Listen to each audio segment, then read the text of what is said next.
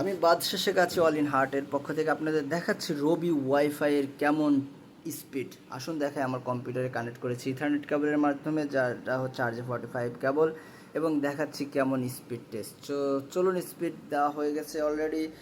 Speed speed 90, কিন্তু না, দেখা যাক এটা কোথায় যে গিয়ে ঠেকে। কিন্তু আসলে এটা 91 MBps দেখালেও 91 MBps না। আমি আবারও আপনাদের টেস্ট করে দেখাচ্ছি। এই দেখেন রবি ওয়াইফাই, এটা হচ্ছে 30 MBps গিয়ে ঠেকবে।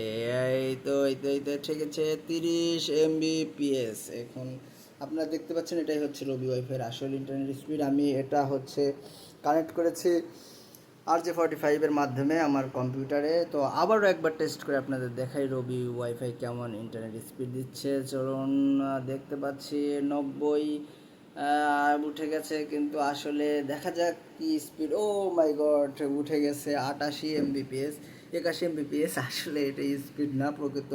আপনাদের যেটা বলছিলাম যে প্রকৃত এটা কিন্তু স্পিড দেয় হচ্ছে আপনার মোটামুটি 30 MBps-এর মতো স্পিড দেয়। আসলে এটা প্রকৃত স্পিড না।